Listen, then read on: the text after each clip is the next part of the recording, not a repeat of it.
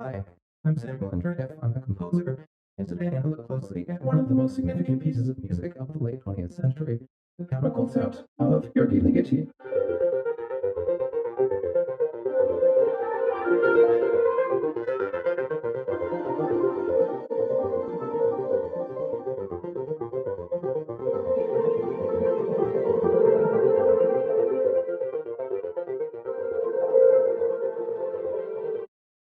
Music of Ligeti is especially fascinating because it combines a desire to explore new sonic territory, rethinking the art of composition from the ground up, with an almost childlike directness of expression and perception. This combination of qualities was unusual in the context of post-war European music, which can sometimes be difficult to appreciate upon first hearing. Ligeti had a great power of seduction, though, and no matter how strange his music, he always draws you into his world immediately. The Kammerkonzert, written in 1969 to 1970, is one of those rare works that satisfies on every level. Besides being extremely original, it had and is continuing to have a massive influence on other composers. But at the same time, it's a perfectly constructed work in which every detail, every note has been carefully considered. It's a riveting experience to hear the piece in concert. The more times I hear it, the more I'm impressed with its fundamental strangeness, together with its expression of a powerful musical vision.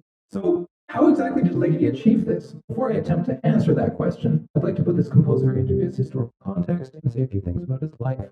Next, I'll walk you through the first movement, section by section, and finally, I'll reveal some of the secret inner workings of this very intricate piece. Sergei Ligeti was born in Transylvania, Romania in 1923, making him somewhat older than Boulez, who was born in 1925, and Stockhausen, who was born in 1928. He lived in repressive communist Hungary before escaping, facing considerable danger to Western Europe in 1956, later becoming an Austrian citizen. Unlike most of his Western colleagues of the same generation, Ligeti worked in a relatively traditional style until he was well into his 30s. His compatriot Béla Bartók was, unsurprisingly, an important early influence. When Ligeti was a young composer, he was largely cut off from contemporary developments in Western music due to the highly insular culture of Hungary at the time. Although he was able to hear illicit radio broadcasts of avant-garde music in the 1950s, and gradually became aware of the strange and exciting music that was being written elsewhere. When he finally made it to the West in the late 1950s, he was welcomed by Stockhausen, who helped him with practical matters and even allowed him to stay at his house in Cologne for a period. There, he was finally able to exchange with a colleague about the concerns of the younger generations of composers. Finally free to explore, his music evolved quickly. He was encouraged and emboldened by the community of composers he met in the West, but his music diverged from theirs in many important respects. The first thing is that, unlike many of his colleagues, Ligeti was never really interested in serialism, a technique that had far-reaching consequences for European music for decades. Ligeti remained strongly tied to the classical tradition in the sense that his music is nearly always both directional and dialectical, qualities that made his music all but incompatible with the serial approach. So, works such as Boulez's Third Piano Sonata or Luigi Nova's Incanto Sospeso are universes in perpetual expansion, neither center nor periphery. This style, audible repetition is unlikely or even impossible. Patterns are varied or difficult to detect, and there's often no sense of linear progression. Ligeti was fascinated by this music, but also unable to subscribe to its methodology. In virtually everything he wrote, there was an undercurrent of directional force guiding the music, and also, by extension, the listener. And it's charged with conflicting opposites: high against low, light against dark, rapid movement against stasis. Inequality present in a particular moment of a Ligeti composition also has its opposite somewhere in the work. Ligeti was intensely preoccupied with restoring this directional sense to music, while retaining the desire to explore common to all avant-gardists. So, what about this piece? What was Ligeti setting out to do with it? The Kammerkonzert, or Chamber Concerto, was written between 1969 and 1970, at a time when Ligeti was enjoying an extraordinary degree of success and popularity. His music had recently been featured in Stanley Kubrick's 1968 film 2001: A Space Odyssey, catapulting him into international prominence, much to his own surprise. He had recently composed some of his strongest mature works, including the Second String Quartet, and while the Kammerkonzert does relatively little to advance the style that he had perfected by that point, it does show it in a particularly colorful light. In Ligeti's work of this period, he had a certain reticence with regards to the concerto form, not wishing to base his music on an overly obvious confrontation between a soloist and an ensemble, instead tending to attenuate this opposition. This work is a good example of that, as is the Cello Concerto of 1966, in which the soloist is barely distinguishable from the main group of performers. The work is written, as is often the case with Ligeti's major works, in its subtle contrasting movements, and it's unusually scored for 13 performers, 4 wind instruments, few brass, few keyboards, and a string quintet. Since it would take hours and hours and hours to present the whole piece in detail, I'm just going to focus on some specific features of the first movement. Ligeti is at his best when he's dealing with a severe compositional constraint of some sort. For instance, the opening section of the cello concerto features nothing but a single note, unison E, spreading through the entire orchestra with various colorations and changes of intensity.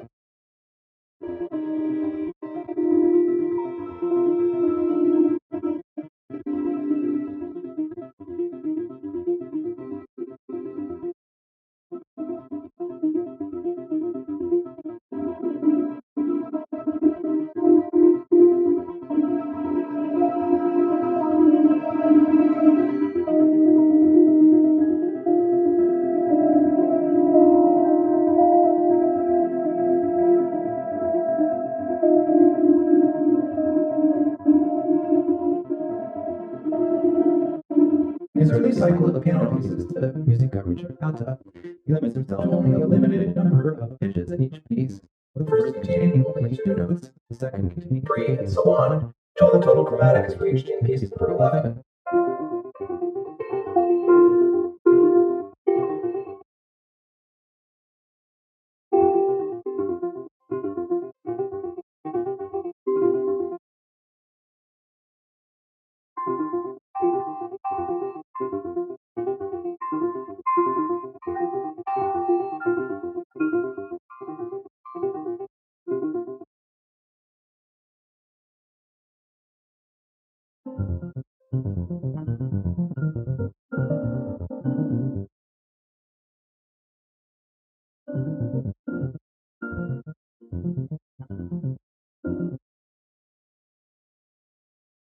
The Kammerkonzert still focuses on a highly specific process. The entire opening of the work uses only a narrow, gradually expanding major third cluster, spanning G flat, B flat, that opens up semitone by semitone. This simple linear process is as far as one could possibly get from the frenetic harmonic rhythm favored by most of the then prominent European composers, and yet it's neither simple nor boring. Ligeti turns it into complete sonic magic. The use of instrumental timbre in this piece is as important and possibly even more important than the pitches and rhythms. The first thing we see here is that Ligeti is exclusively using instruments that have a relatively pure and transparent upward tone spectrum. The flute in the low register, the clarinet in the middle register, and the bass clarinet in its medium-high register, combined with the cello and bass playing only harmonics. This is a very deliberate choice as it results in a liquid and transparent sound at a low dynamic.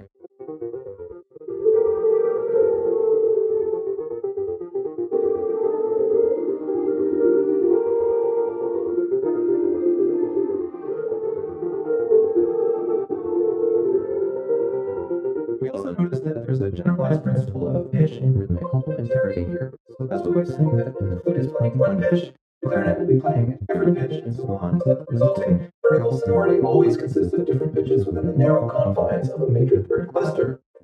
When we look at the rhythms, we see the same principle in operation.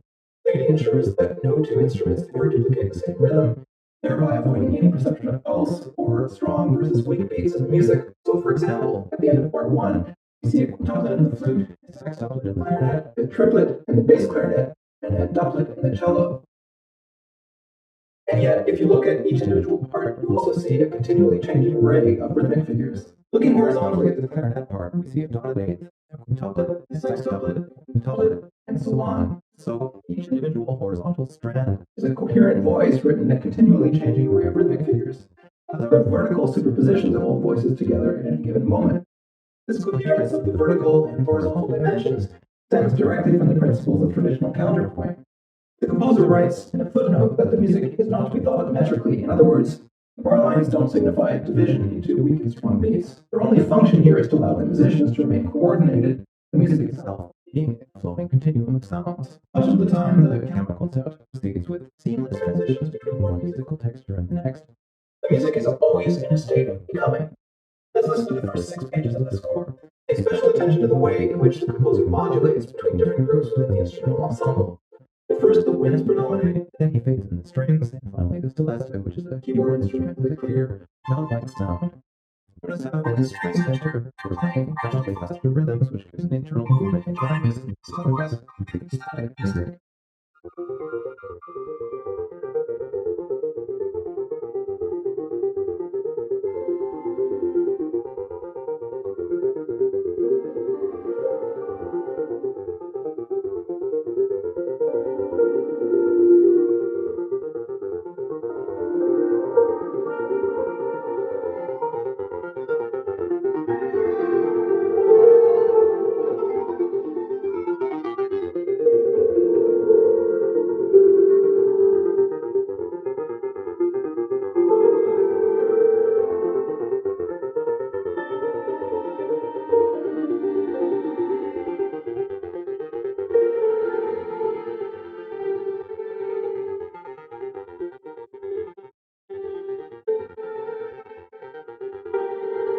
So we're now 1 minute into the piece, and this entire time, the only harmonic material has been the major third cluster. And it's not really harmonic material, it's more like space within which Ligeti is allowed to operate.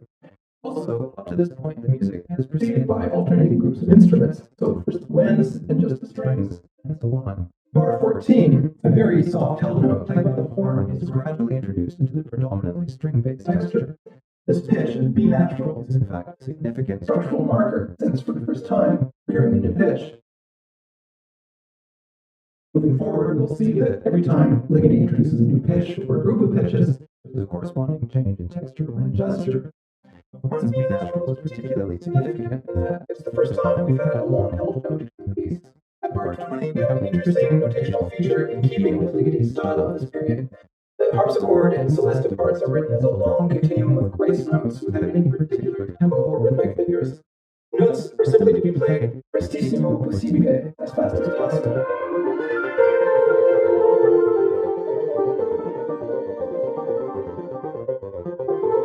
This is a very effective compositional strategy as it allows Ligeti to remain in the same constricted space while still creating a sudden and very striking contrast in musical texture. The compaction and stasis of the pitch space requires Ligeti to be as inventive as possible in the other sonic parameters to keep musical discourse flowing and dynamic. Bar 25 presents yet another approach to the same material. Ligeti leaves out certain pitches, focusing only on G, A, E flat, and C. In other words, a fragmentary diatonic scale in G minor.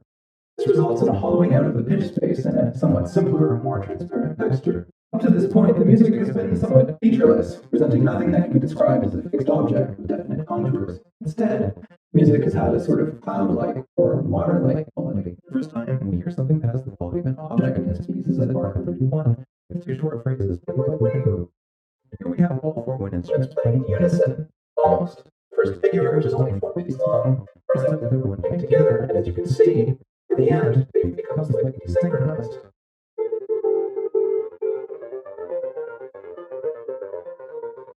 Same thing happens in the second phrase, which is 1 beat shorter, better than the possible mention or suggestion in the music.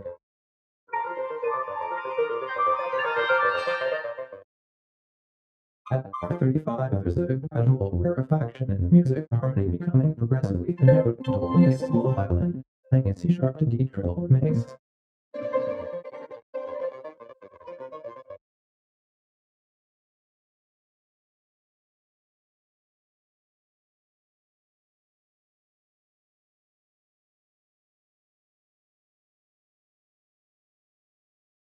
At this point, Ligeti presents a startling gesture, a single note, E flat, played in widely spaced octaves by the entire ensemble, a dynamic level of pianissimo. This is a signal indicating that we've arrived at the end point of the initial process of gradual expansion of the cluster.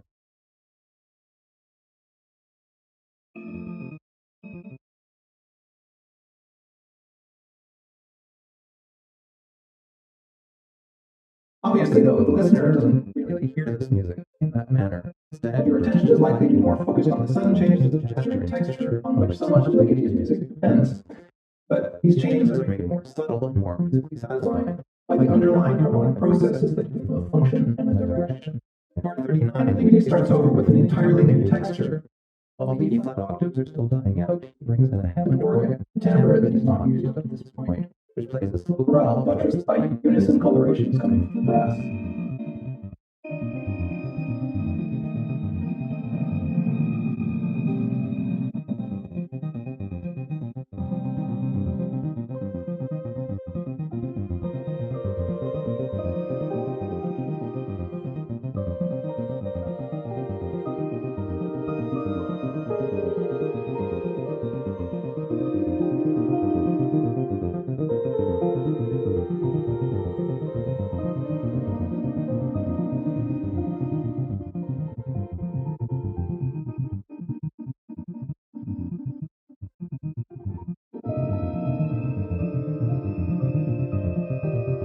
The chorale, which sounds vaguely diatonic, has a simple fan-like shape, but instead of the rising chromatic cluster we heard at the outset of the piece, this chorale expands downwards with its top note, E natural, serving as a sort of ceiling beyond which the sound can't go. The chorale uses the entire chromatic scale, with one notable exception, note E flat, which signal the end of the preceding section is missing. Overall, the texture of this chorale sounds almost like a parody of liturgical music, with wind instruments doubling an organ, here with quite lugubrious results. So now we're starting to see the logic of Ligeti's compositional method in this piece. He sets up a linear process, and once it's reached its logical end, he introduces the sudden rupture in the musical fabric and begins a complementary process. Music is always, in some manner, suspended between two opposing poles, an idea familiar from the classical sonatas. Following the harmonic chorale, the more animated, accessible material refuses to begin its return. Here as well, Ligeti is exploring a dialectic between stasis and sudden rapid movement.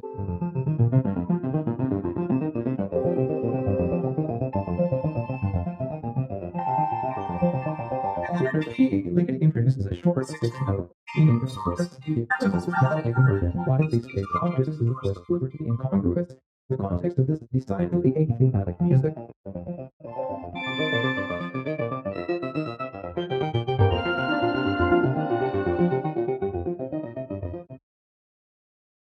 The composer himself once remarked that he wanted the Kammerkonzert to create an effect similar to looking through a body of water covered by a sheet of ice and observing various blurry and half-distinct objects through it.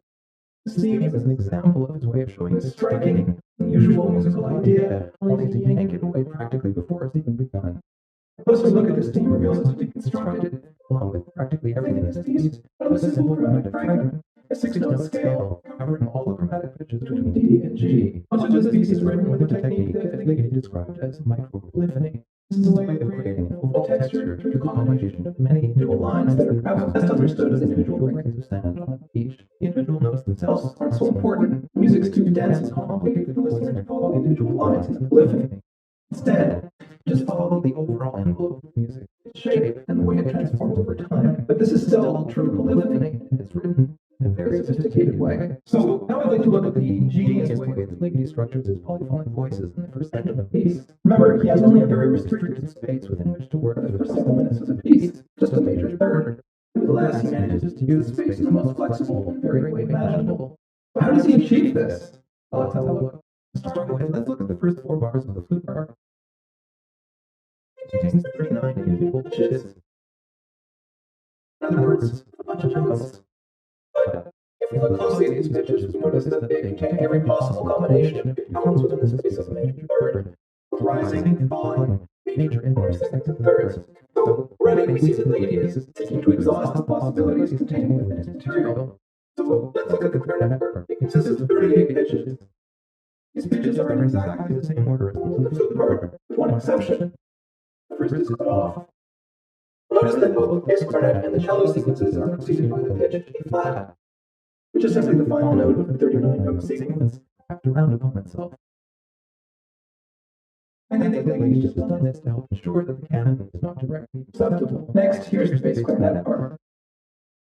Again, the same sequence of pitches begins partway through the second bar. Finally, let's look at the cello and bass parts, which dovetail. Starting to see what's happening here. It's actually a canon. In other words, the various voices are just standard imitations of each other. It's not a strict rhythmic canon. It observes only the order of the pitches, and the rhythms themselves are free, but it's a canon nonetheless. On page 4, a string group enters playing very similar material. Looking at the pitches, they don't seem at first glance to be in the same order as the beginning of the piece. Closer, we'll see that it's a retrograde, very same sequence, played backwards. Again, Ligeti refrains from starting each voice of the canon on the same pitch. Finally begins the first tone of the sequence. The second violin on pitch number 13, viola on pitch number 3, and the cello on pitch number 7. None of this is directly perceptible, of course. Voices are crossing each other constantly, making it all but impossible to distinguish them, and no listener is going to notice the construction of each line, which raises an interesting question. Why use such complicated polyphonic devices to structure music in which the individuality of voices is deliberately erased in favor of an overall texture? In other words, why use a technique that nobody can perceive? I'll get back to that question shortly, but first let's just look at how this texture develops. By the time we get to page 5, something very interesting is happening. Examine the first violin part, we notice that note 7, instead of being in G flat or an F sharp, is missing, and we skip forward to note 8, which is E flat. In the same manner, note 15, which should be F sharp, is also missing. Look at the other parts reveals that every time an F sharp is supposed to appear, it's missing. All well filtered out. Bar 14, we find that the pitch sequence runs its course once we've arrived at note VIII. It's expected that the ninth note, which should be a G flat, has been filtered out.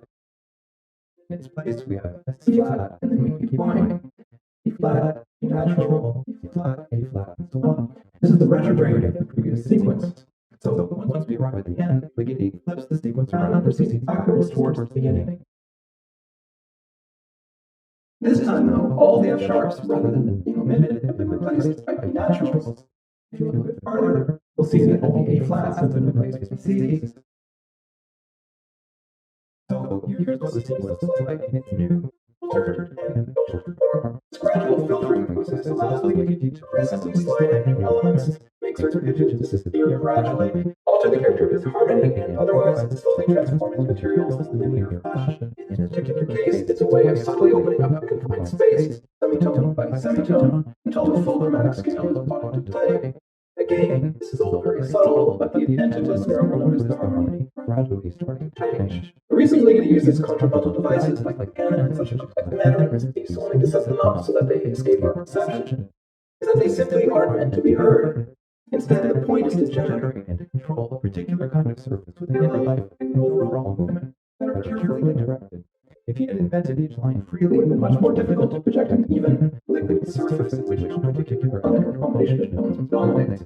The canon is also more prosaically a way of doing more with less. So these canons are a means to an end, and not an end in themselves. Another composer, by the way, who is also fond of using and subverting these kinds of techniques is the Swiss composer Franz Holliger, who goes even farther in his distortions in works such as Musica and Cyclus, which I plan to look at soon on this channel. There are many more things to say about this piece, but I hope this video has given you an idea of the intricacy and the subtlety of Ligeti's compositional art. This is music that demands and rewards exhaustive listening. So deeply affecting upon first encounter. If you like this channel, support it. Your help allows me to keep on making high-quality music education videos available to anyone who wants to watch them around the world at any time. Free. And the world are varying levels of support at www.patreon.com/. Thanks for watching. Hi, I'm Samuel Andreyevs. I'm a composer, and today I'm going to look closely at one of the most significant pieces of music of the late 20th century, the concept of Ligeti.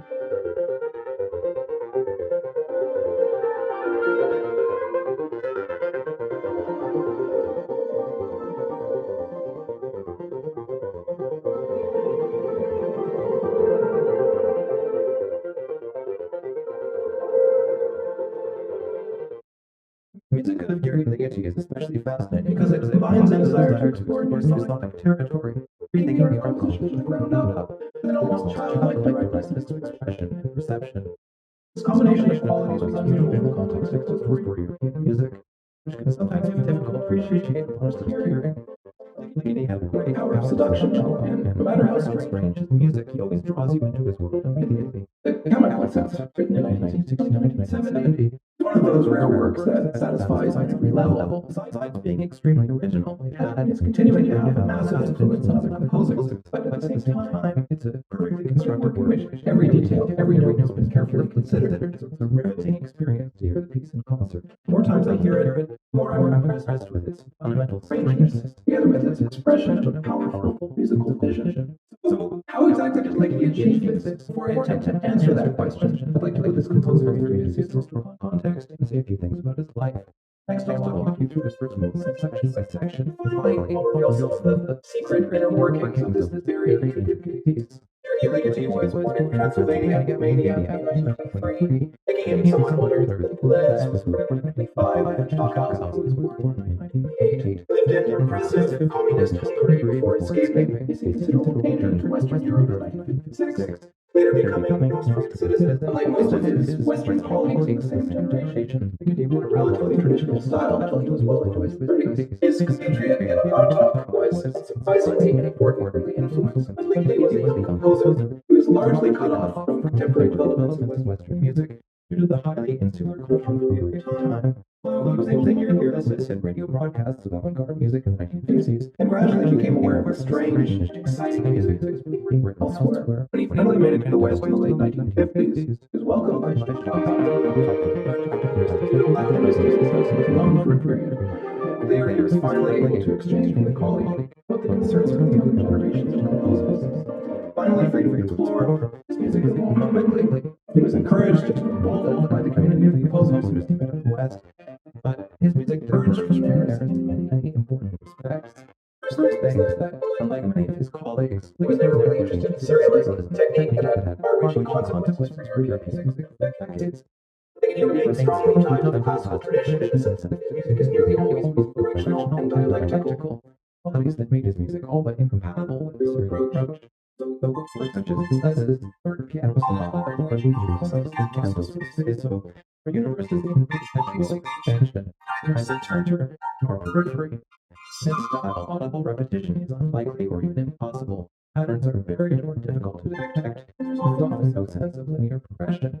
Ligeti was fascinated by his music, but also unable to subscribe to his methodology. Virtually everything he wrote was undercurrent and directional force guiding the music and also by extension the listener. And it's charged with conflicting opposites. High against low, light against dark, rapid movement against stasis. Inequality present in a particular moment of a Ligeti composition also has its opposites somewhere in the work. Ligeti was intensely preoccupied with restoring his directional sense of music, retaining desire to explore conventional avant-garde artists. So about this piece, what was Ligeti to do with it? The Kammerkonzert or Chamber Concerto was written between 1969 and 1970, at a time when Ligeti was enjoying an extraordinary degree of success and popularity.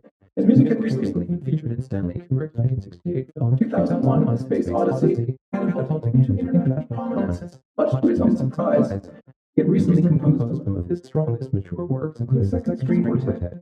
And while the Kammerkonzert does relatively little to enhance the style that he had perfected by that point, it does show it in a particularly colorful light. Ligeti's work of this period had a certain reticence with regards to the concerto form, not wishing to base his music on an only obvious confrontation between a soloist and an ensemble. Instead, tending to attenuate this opposition. This work is a good example of that, as is the cello concerto of 1966, in which the soloist is barely distinguishable from the main group of performers. The work is written, as is often the case with Ligeti's major works, in subtle contrasting movements, and is unusually scored for 13 performers, 4 wind instruments, 2 brass, 2 keyboards, and a string quintet. This would take hours and hours and hours to present the whole detail. I'm just going to focus on some specific features of the first movement. Ligeti is at his best when he's dealing with a severe composition constraints of sort. For instance, the opening section of the cello concerto features nothing but a single note, unison E, spreading through the entire orchestra with various colorations and changes of intensity.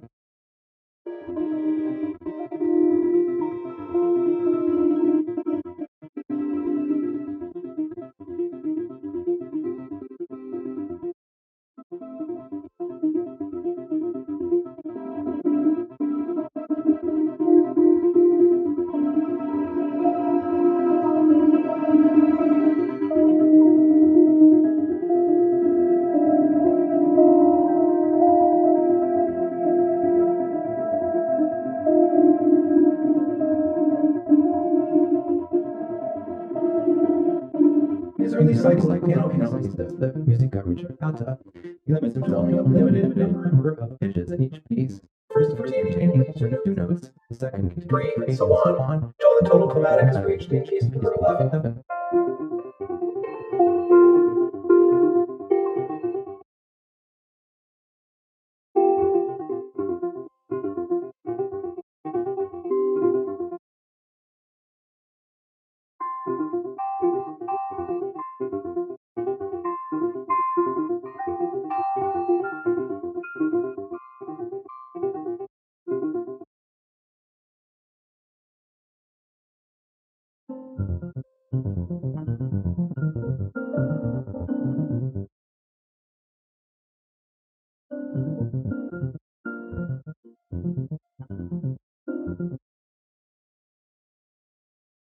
The Kammerkonzert focuses on highly specific processes. The entire opening of the work uses only a narrow, rapidly expanding major third cluster, spanning G flat, B flat, that opens up semitone by semitone. This simple linear process is as far as one could possibly get from the phonetic rhythm favored by most prominent European composers, and yet it's not simple nor boring. Ligeti turns it into complete sonic magic.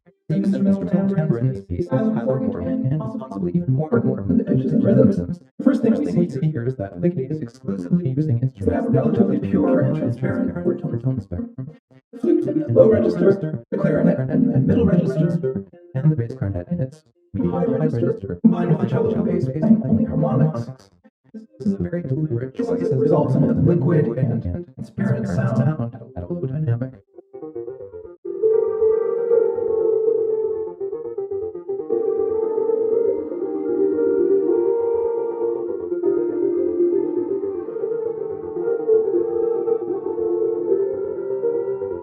We also notice that there's a generalized principle of pitch and rhythmic complementarity here. So that's why we said that flute is playing one pitch, clarinet playing different pitch, and so on. So this resulting vertical supporting always consists of different pitches with narrow confines of major and third cluster.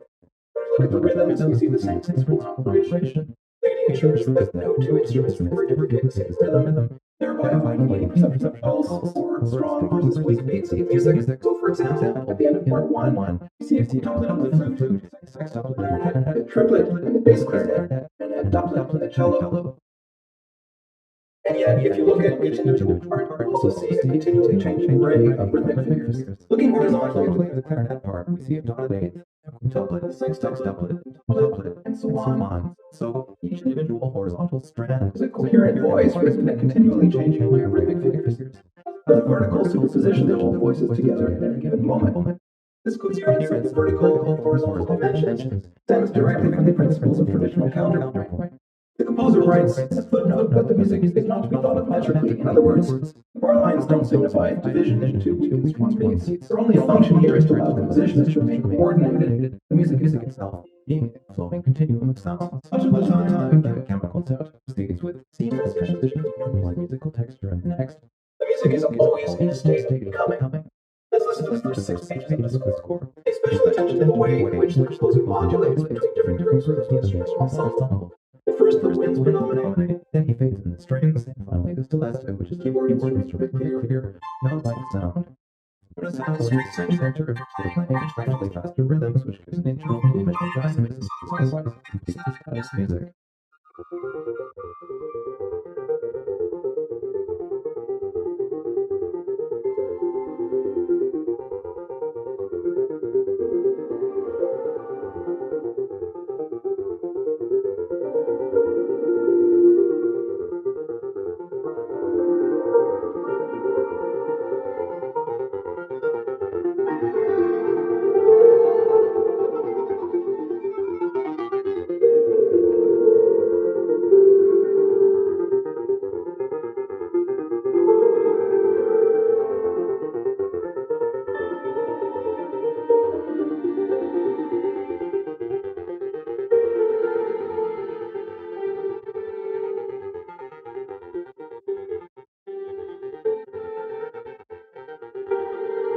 So we're now 1 minute into the piece, and this entire time, the only material has been the major third cluster. It's not really material, it's more like space within which Ligeti is allowed to operate.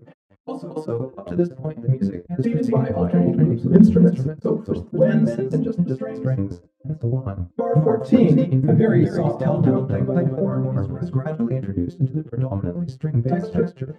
This pitch in B natural is in fact a significant structural marker, since for the first time I'm hearing your pitch. Moving forward, we'll see that every time Ligeti introduces a new pitch or group of pitches, there's a corresponding change in texture and gesture. Horns B natural is particularly significant, and that's the first time we've had note pieces. At part 20, we have the same feature keeping Ligeti style period. The harpsichord and celeste parts are written continuing gracefully, so that we have any particular tempo of figures. Notes are simply to be played prestissimo possibile as fast as possible.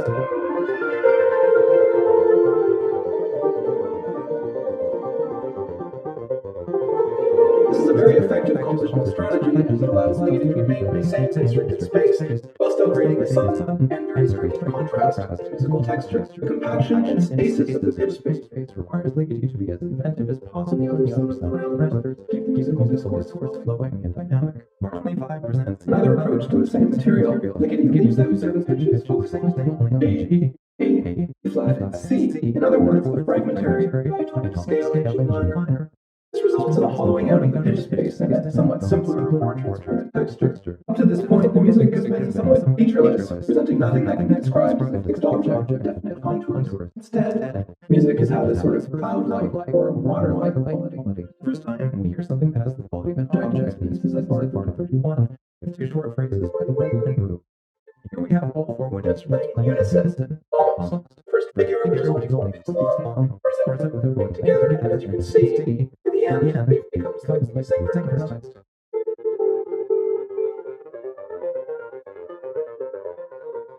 The same thing happens in the second phrase, which is 1 beat shorter, better than the classical Russian mentioned in the music.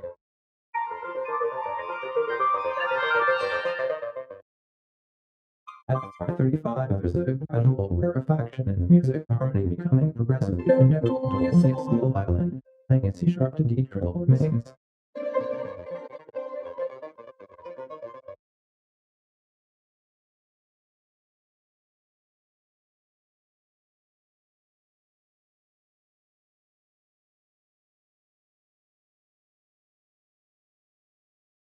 At this point, Ligeti presents a startling gesture, a single note, E flat, played in widely spaced octaves by the entire ensemble, dynamic level of pianissimo. This is a signal indicating that we've arrived at the end point of the initial process of gradual expansion into cluster.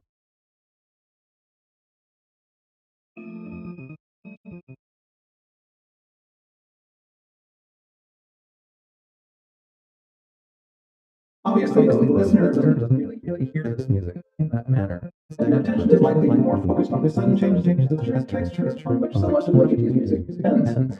But these changes are made more subtle and more musically satisfying by the underlying harmonic process of function and direction. Part 39, he starts over with an entirely new texture. While the E flat octaves are still dying out, he brings in a hammer organ, timbre, and is not used at this point, which plays a chorale buttressed by unison colorations coming from brass.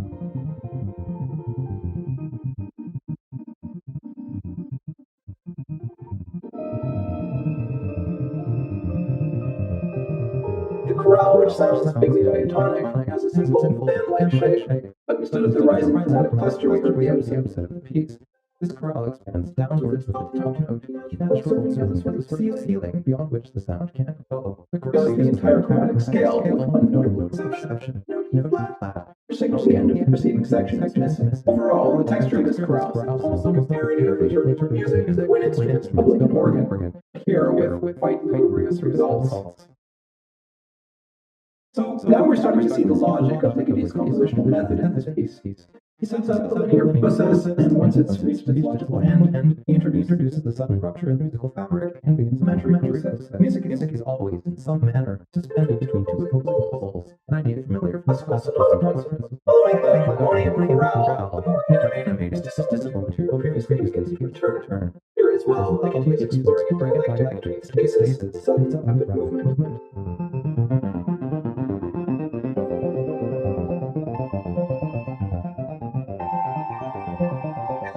P, Ligeti introduces a short 6-note theme source. The experiment is now heard in widely spaced octaves is of course deliberately incongruous in the context of this decidedly athematic music.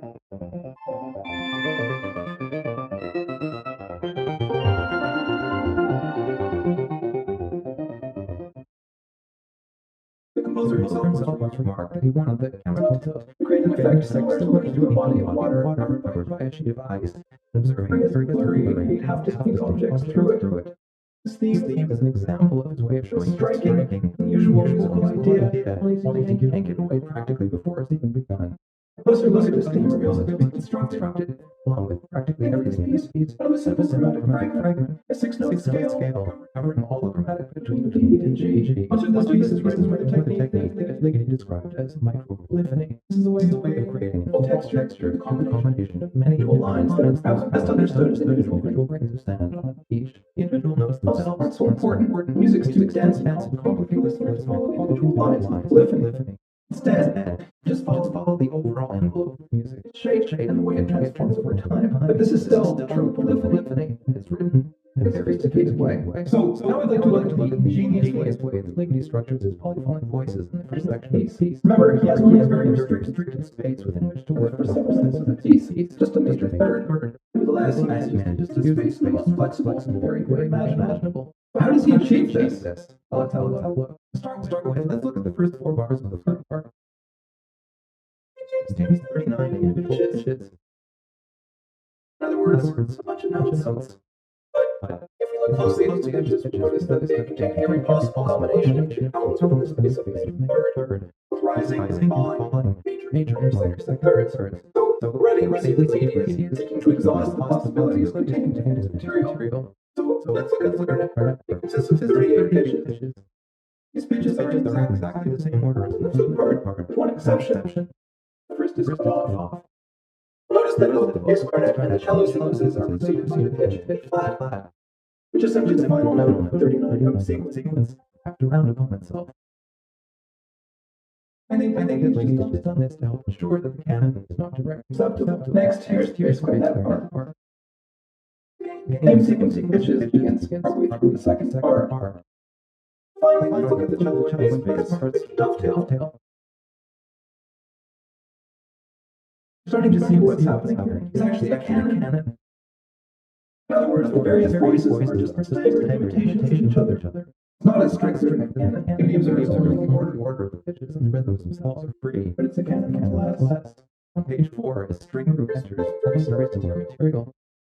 Looking at the pitches, they don't first glance in the same order as the beginning piece. Those services sequence retrograde very sequences backwards. Ligeti refrains from starting each voice of the canon on the same pitch. Finally, begins the first part of the sequence. The second violin on pitch number 13. We go on pitch number 3. And the cello on pitch number 7. None of this is directly perceptible, of course. Voices are crossing over each other constantly, making it all but impossible to distinguish them, and no listeners notice this construction of each line, which raises an interesting question. Why use such complicated polyphonic devices to structure music in which the individual voices deliberately erase the overall texture? In other words, why use a technique nobody perceives? I'll get back to that question shortly, but first, let's just look at how this texture develops. By the time we get to page 5, something very interesting is happening. Examine the first violin part, we notice that note 7, instead of being a G flat sharp, is missing, and we search for H, which is flat. In the same manner, note 5, which should be an F sharp, is also missing. Look at the other parts reveals that every time an F sharp is supposed to appear, it's missing, filtered out. In bar 14, we find that the pitch sequence runs its chords once we've arrived at note 88. So the fact is that the ninth note, which should be a G flat, has been filtered out. In its place, we have a C flat, and then we keep going. E flat, E natural, E flat, A flat, and so on. This is the retrograde previous sequence. So once we arrive at the end, Ligeti flips the sequence around backwards towards the beginning. This time, all the F sharps are rather than omitted and replaced by E naturals. If you look farther, you'll see that all the A flats have been replaced by C's.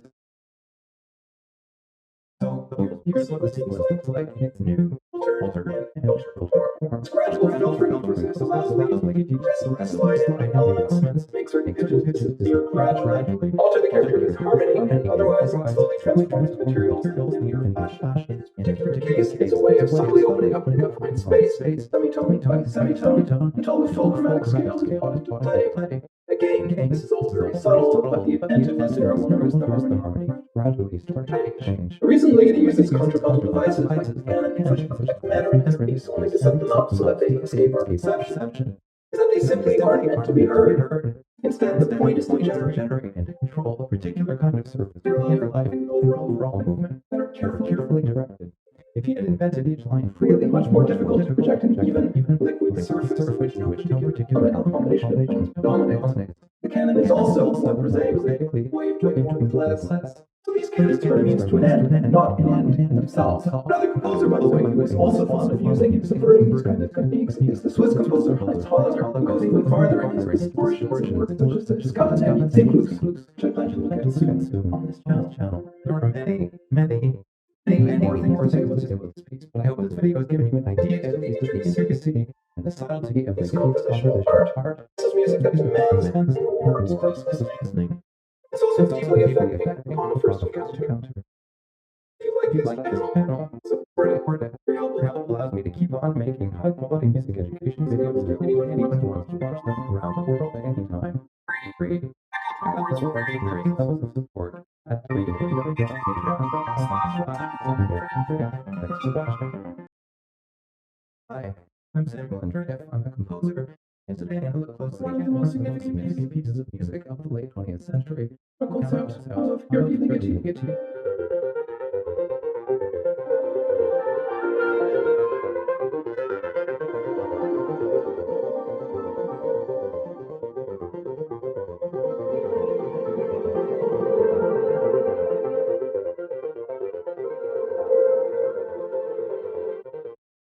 Musica of Ligeti is especially fascinating because it combines a desire to explore new sonic territory, rethinking the art from the ground up, with an almost childlike directness of expression and perception.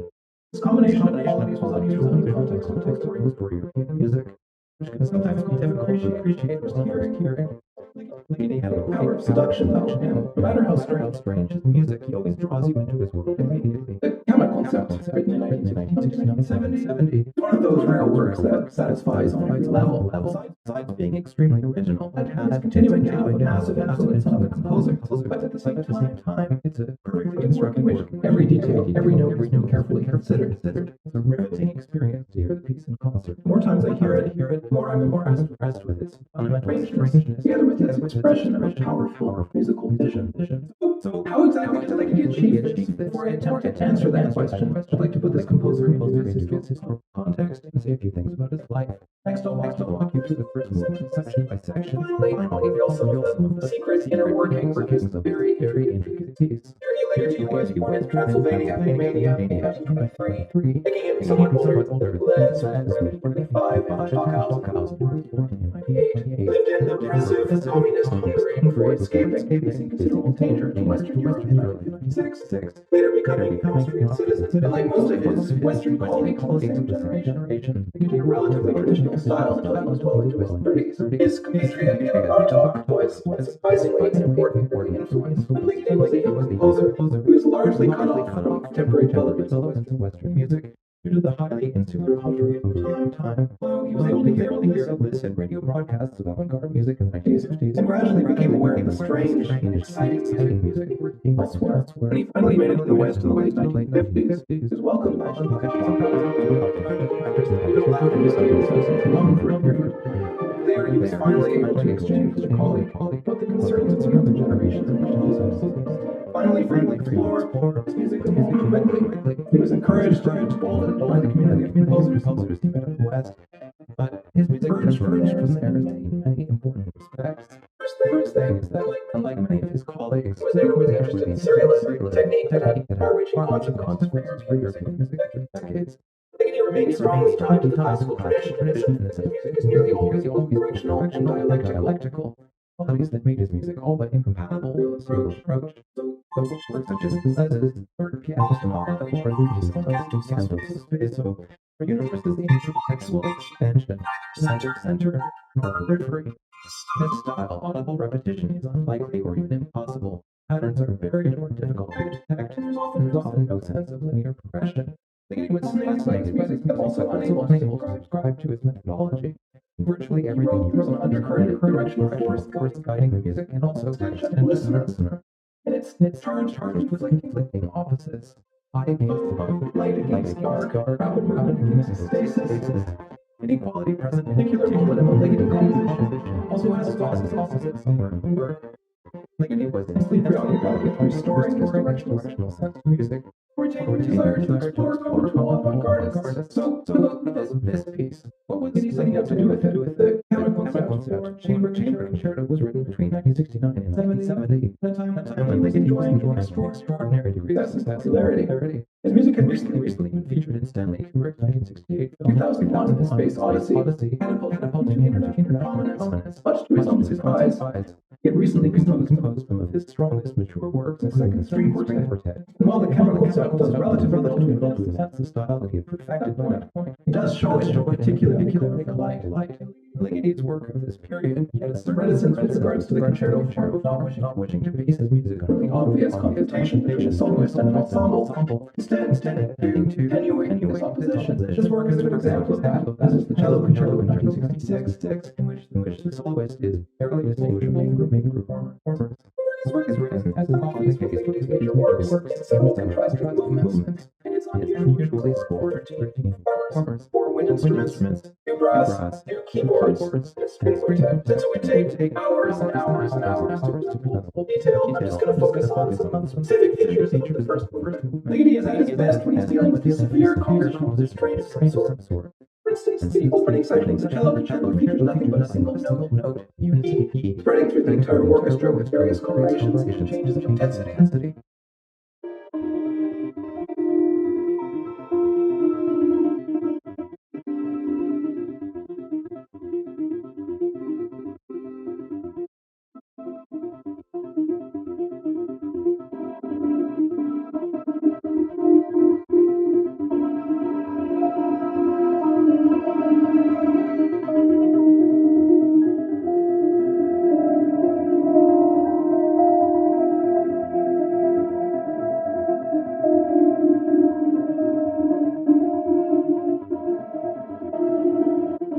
His early cycle of piano pieces, the Musica Ricercata, he limits only a limited number of pitches in each piece. First containing only 2 notes, the second 3, and so on, until the total chromatic is reached in piece 11.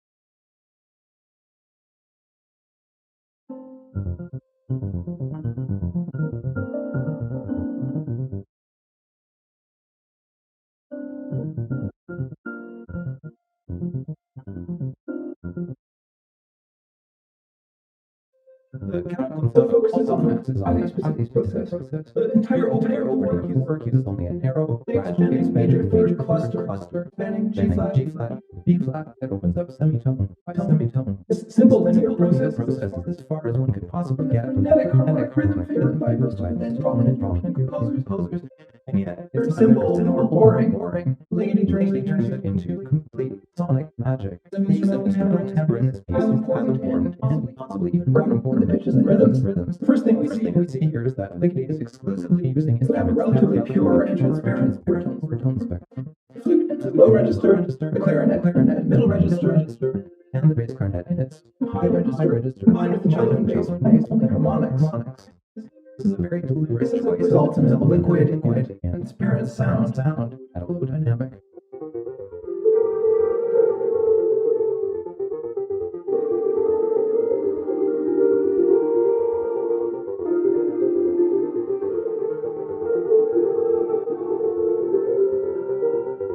We also notice that there's a generalized pitch and rhythmic complementarity here.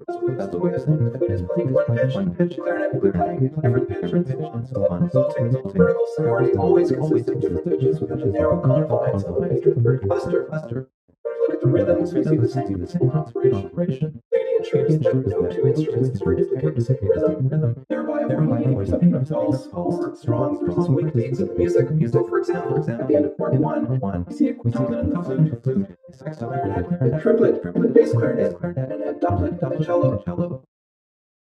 And yet, if you look at each individual part, you also see a continually changing array of rhythmic figures. Looking horizontally at the clarinet part, we see a dotted eighth, quintuplet, sextuplet, and so on. So each individual horizontal strand is a coherent voice written in continually changing rhythmic figures. The vertical superpositions of all voices together in any given moment. This coherence of vertical and horizontal dimensions stems directly from the principles of traditional counterpoint. The composer writes a footnote that the music is not to be thought metrically. In other words, bar lines don't signify division into one piece. Their only function here is to allow the positions to remain coordinated. The music itself being a flowing continuum of sound. Much of the time, the Kammerkonzert proceeds with seamless transitions between one musical texture and the next. The music is always in a state of becoming. Let's listen to the first six pages of the score. Especially attention to the way in which the composer modulates between different groups within the ensemble. At first, the winds predominate, then he fades in the strings, and finally the stiletto, which is a keyboard instrument with a clear, melodic sound. Notice the strings enter, they're playing fragilely faster rhythms, which gives an internal movement and dynamism, otherwise completely static music.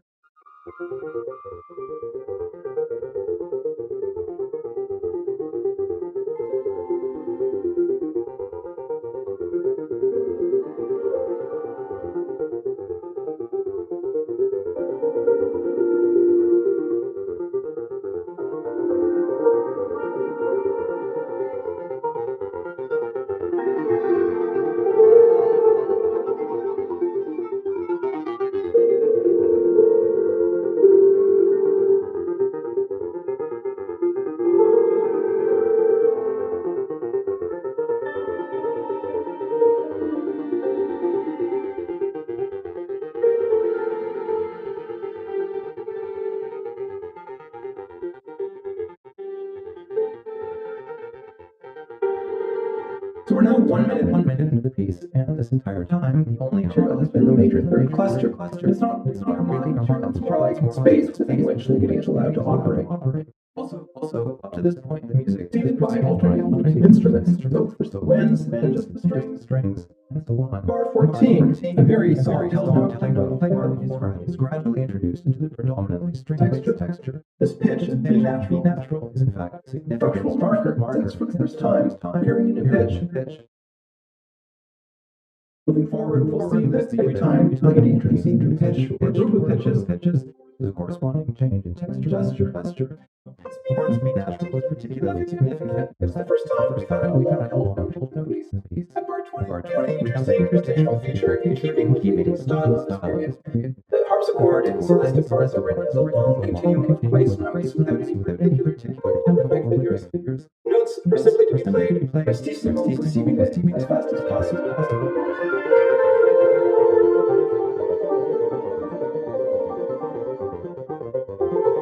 This is a very effective compositional strategy that allows Ligeti to remain in the same constricted space while still creating a sudden and very striking contrast to physical texture. Compaction and spaces is good space. It requires Ligeti to be as inventive as possible in the other sound parameters, keep the scores flowing and dynamic. Bar 25%. Another approach to the same material. Ligeti leaves out certain focusing only on G, A flat, and C. In other words, the fragmentary atomic scale is G minor. This results in a hollowing out of the pitch space and a somewhat simpler, more transparent texture.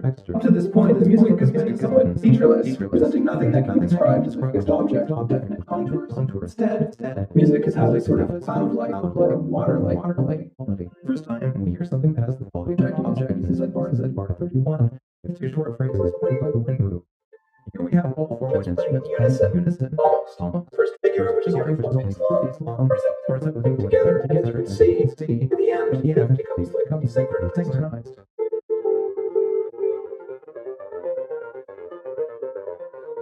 Same thing happens in the second phrase, which is one beat shorter. That is the impression and tension in the music.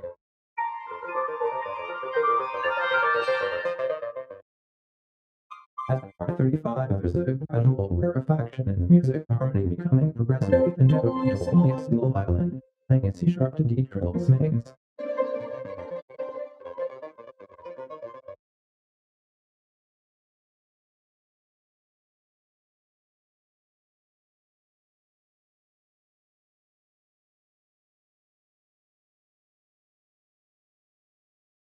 At this point, that's the startling gesture. A single note, E flat, widely spaced octaves by the entire ensemble. Dynamic pianissimo. This is a signal indicating that we've arrived at the end of the initial process of gradual expansion of the cluster.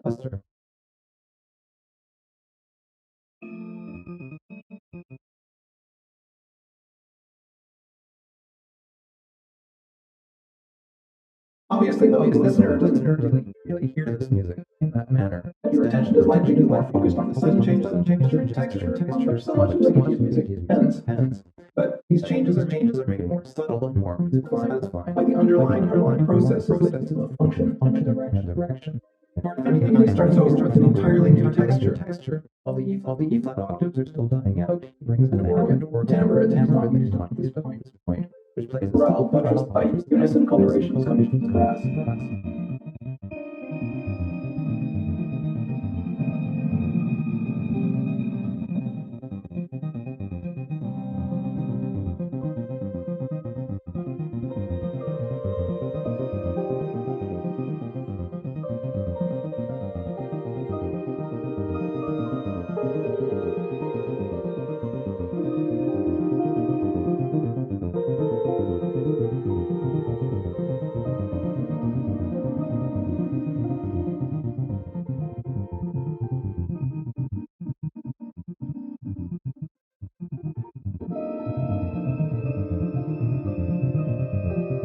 The chorale, which sounds distinctly diatonic, has a simple fan-like shape, but instead of the rising chromatic cluster we heard at the outset of the piece, this chorale expands downwards with the top note, serving as a ceiling beyond which the sound can't go. This is the entire chromatic scale, with one notable exception, note E flat, which signal the end of the preceding section is missing. Overall, the texture of this chorale is a parody of music with an instrument, an organ, here with quite lugubrious results.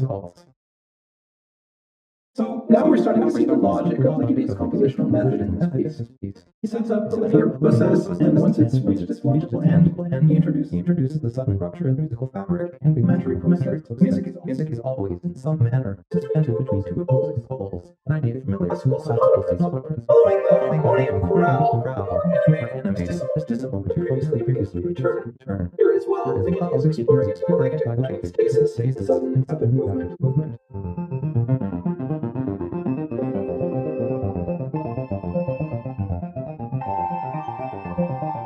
Letter P, Ligeti introduces a short six-note theme of sorts. This melody heard in widely spaced octaves is of course deliberately incongruous in the context of this decidedly athematic music.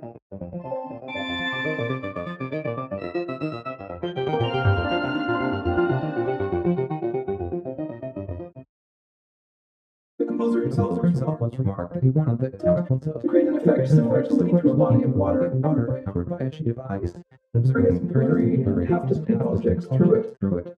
This theme is an example of his way of striking unusual musical idea, wanting to yank it away practically before it's even begun. A closer look at this theme reveals it to be constructed, along with practically everything in this piece, of a simple fragment, a six-note scale, covering all the chromatic twins D and G. Much of this piece is written with a technique that Ligeti described as micropolyphony. This is a way of creating texture, a combination of many lines that are best understood as individual grains of sand on each. The individual notes is also important. Music's too dense and complex to follow individual lines in the polyphony. Instead, just follow the overall envelope of music shape, the way it transforms over time. But this is still polyphony, and it's written in a sophisticated way. So now I'd like to look at the ingenious way that Ligeti structures his polyphonic voices in the first piece. Remember, he has only a very restricted space within which to force elements of the piece, just a major third. Nevertheless, he manages to space in the most flexible way imaginable. How does he achieve this? Let's have a look. Start with. Let's look at the first four bars of our flute part. It contains 39 inches. In other words, a bunch of notes. But if we look closely at these pitches, we notice that they contain every possible combination of tones with harmonies in this piece of third, rising, falling, major and minor thirds. So already we see that Ligeti is seeking to exhaust the possibilities contained material. So let's look at the clarinet. It consists of 38 pitches. These pitches are in exactly the same order as the flute part, with one exception. The first is cut off. Notice that the clarinet and the cello sequences are completed by the pitch of flat, which is simply the final note of the 39 note sequence after rounded upon itself. I think this lady has just done this to help ensure that the canon is not too acceptable. Next, here's basically that part. Same sequence and pitches begins probably through the second bar. Finally, the cello and bass parts dovetail. Starting to see what's happening here. It's actually a canon. In other words, the various voices are just staggered imitations of each other. It's not as strict as academic. It observes the order of the pitches and the rhythms themselves are free, but it's a canon nonetheless. On page 4 is string group measures having very similar material. Looking at the pitches, they don't seem at first glance to be in the same order as the piece. Closer, it's a retrograde sequence backwards. Gain refrains from starting each voice of the canon on the same pitch. Violin begins on the first part of the sequence. The second violin on pitch number 13. We go on pitch number 3. And the cello on pitch number 7. None of this is directly perceptible, of course. Voices are constantly making it almost impossible to distinguish them, and notice the note construction is blind, which raises an interesting question. Why use such complicated devices to structure music in which the individual voices deliberately erased in favor of an overall texture? In other words, why use a technique no proceeding? I'll get back to that question shortly. First, let's just look at how this texture develops. By the time we get to page 5, something very interesting is happening. Examine the first violin part. We notice that note 7, instead of being a G flat, F sharp is missing, and it's going to 8, which is B flat. In the same manner, note which should be an F sharp is also missing. Look at the other parts reveals that every time an F sharp is supposed to appear, it's missing. All been filtered out. Bar 14, we find that the pitch sequence runs its chords once we've arrived at 38. As expected, the 39 should be a G flat. Has been filtered out. In its place, we have flat, C flat, keep going, E flat, natural, E flat, A flat, and so on. This is the retrograde sequence. So once we arrive at the end, Ligeti flips the sequence around backwards towards the beginning. This time, all the F sharps are omitted and replaced by the naturals. If you look a bit farther, we'll see that all the A flats are with C's. So here's what the sequence looks like in its new altered vision. Its gradual filtering filters allows Ligeti slide its elements, make certain pitches disappear gradually, alter the character's harmony, and otherwise slowly transform materials in a fashion. In this case, it's a way of subtly opening up confined space, semitone by semitone, until the full dramatic scale is to play. Again, this is all very subtle, but the intent of the harmony gradually is changed. The reason Ligeti uses contrapuntal devices like the canon in such a manner is only to set them up so that they escape our perception, is that they simply aren't meant to be heard. Instead, the point is to generate and to control a particular kind of circle of inner life and overall movement that are carefully directed. If he had invented each line, it would be much more difficult to project an even liquid surface in which no particular combination dominates. The canon is also prosaically way of doing with less. So these canons are means to an end, not an end in themselves. Another composer, by the way, who is also fond of using and subverting these kind of techniques is the Swiss composer Franz Hollinger, who goes even farther in his distortions such as the Scattanet Cyclus, which I plan to look at soon on this channel. There are many more things to say about this piece, but I hope this video has given you an idea of the intricacy and the subtlety of the original art. This music that demands more listening. It's also deeply effective on first encounter. If you like this channel, support it. Your help allows me to keep on making high-quality music education videos available to anyone who wants to watch them around the world at any time. Free. Ask for varying levels of support at www.patreon.com/Samuel Andreyevs. Thanks for watching.